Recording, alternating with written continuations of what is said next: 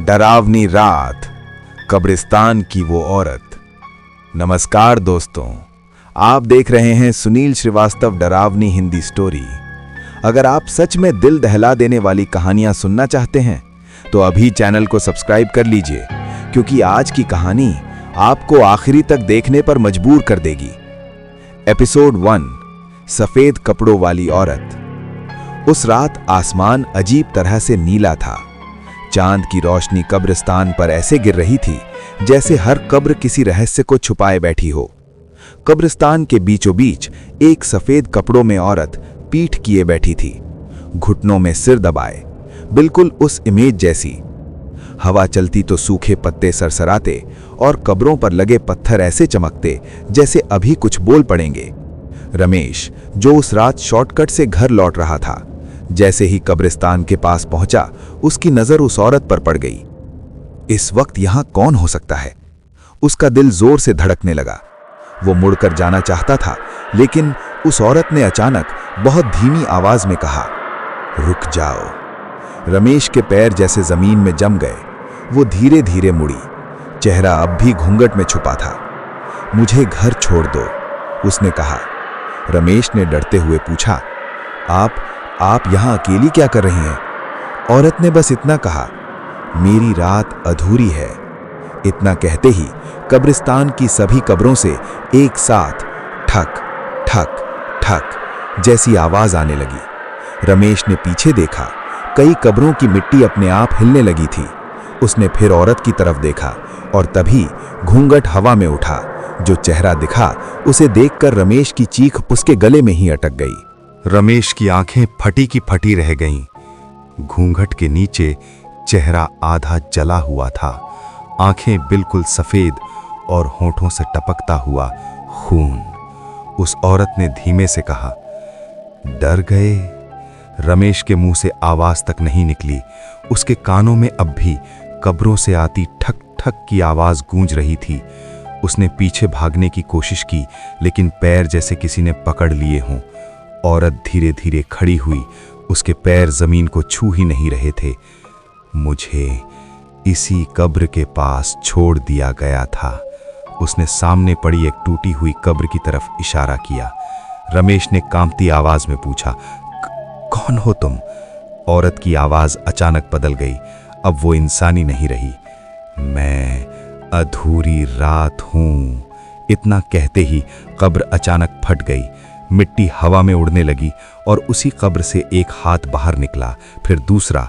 रमेश की सांसें तेज हो गईं। उस औरत ने रमेश के कंधे पर हाथ रखा। हाथ बर्फ की तरह ठंडा था। अगर आज मेरी कहानी नहीं सुनी, उसने रमेश के कान में फुसफुसाया, तो तू अगली कब्र में होगा। तभी कब्रिस्तान की सारी बत्तियां एक साथ बुझ गईं। पूरा इलाका अंधेरे में डूब गया। रमेश ने आंख बंद की और जोर से भगवान का नाम लिया। जब उसने आंख खोली, वो अकेला था, न औरत न आवाज, लेकिन उसके हाथ पर लाल नाखूनों के निशान अब भी मौजूद थे और उसकी जेब में एक पुरानी ताबीज थी जिस पर लिखा था, आज रात फिर कोई आएगा। रमेश तेज कदमों से घर की तरफ बढ़ रहा था। उसका दिल अब भी सीने को फाड़कर बाहर आना चाहता था। हाथ पर बने लाल नाखूनों के निशान अब जलने लगे थे, जैसे कोई अंदर से उसे पुकार रहा हो। घर का दरवाजा खोला, अंदर सन्नाटा था। अचानक ठक ठक ठक, वही आवाज जो कब्रिस्तान में थी। रमेश ने डरते हुए पलट कर देखा। आवाज उसकी जेब से आ रही थी। वो कांपते हाथों से ताबीज बाहर निकालता है। ताबीज अपने आप खुल जाती है। अंदर एक पुरानी तस्वीर थी, एक औरत सफेद साड़ी में, उसी जली हुई शक्ल के साथ। तस्वीर के पीछे लिखा था, रात 12 बजे सच जागेगा। घड़ी की सुई धीरे धीरे 12 की तरफ बढ़ रही थी। रमेश ने टीवी चलाया, लेकिन स्क्रीन पर केवल एक ही लाइन आ रही थी, वो आ रही है। 12 बजते ही घर की सारी लाइटें एक साथ बुझ गईं। ठंडी हवा चली, पर खिड़कियां बंद थीं। रमेश के कान के पास फिर वही फुसफुसाहट, मेरी कहानी सुनोगे? वो मुड़ा। सामने वही सफेद कपड़ों वाली औरत अब उसके कमरे में खड़ी थी, लेकिन इस बार उसके पीछे कई और परछाइयां थी, कब्रिस्तान की परछाइयां। औरत ने उंगली उठाकर रमेश की तरफ इशारा किया, आज तू सुनेगा, कल तेरा नाम लिया जाएगा। तभी रमेश की दीवार पर अपने आप एक नाम उभरने लगा, RAMESH। और जैसे ही आखिरी अक्षर लिखा गया, घर के अंदर जोरदार चीख गूंजी। घर के अंदर गूंजती वो चीख रमेश के कानों में अब भी चुभ रही थी। दीवार पर लिखा उसका नाम धीरे धीरे खून की तरह टपकने लगा, RAMESH। रमेश जोर जोर से रोने लगा। मैंने क्या किया है? मुझे छोड़ दो। सफेद साड़ी वाली औरत अब उसके बिल्कुल सामने खड़ी थी। इस बार उसका चेहरा साफ दिखाई दे रहा था, वही जला हुआ चेहरा, लेकिन आंखों में अब गुस्सा नहीं, दर्द था। उसने भारी आवाज में कहा, गलती तेरी नहीं है, गलती उस रात की है। कमरे की दीवार अचानक गायब होने लगी। रमेश खुद को उसी कब्रिस्तान में खड़ा पाता है। वो रात बारिश हो रही थी और कुछ लोग एक औरत को घसीटते हुए ला रहे थे। वो औरत रो रही थी, गिड़गिड़ा रही थी, मुझे मत मारो, मैं निर्दोष हूं। लेकिन किसी ने नहीं सुना। उसे जिंदा ही कब्र में धकेल दिया गया और ऊपर से मिट्टी डाल दी गई। सफेद साड़ी वाली आत्मा रमेश के पास आई। मैं उसी रात मर नहीं पाई, मैं अधूरी रात बन गई।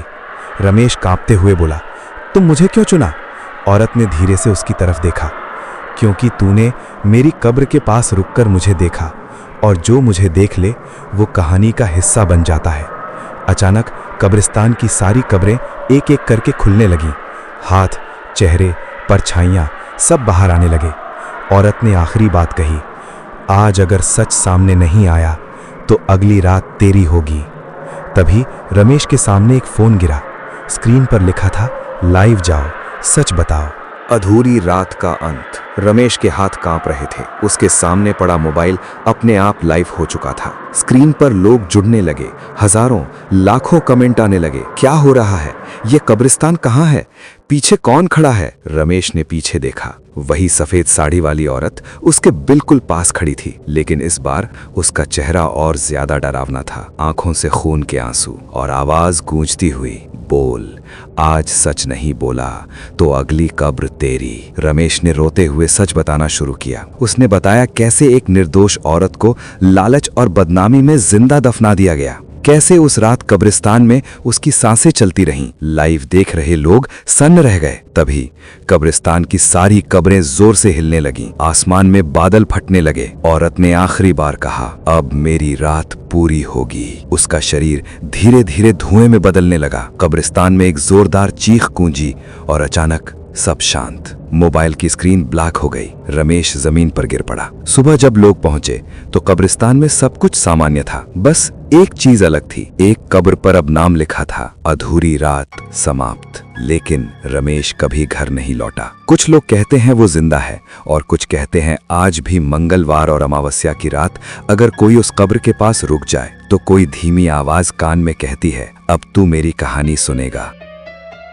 कहानी यहीं समाप्त होती है। अगर इस कहानी ने आपके रोंगटे खड़े कर दिए हों तो अभी वीडियो को लाइक कीजिए, सुनील श्रीवास्तव डरावनी हिंदी स्टोरी चैनल को सब्सक्राइब कीजिए और इसे शेयर कीजिए, क्योंकि अगली कहानी शायद आपकी ही गली से शुरू हो। बाय बाय, टेक केयर और रात में अकेले मत निकलना।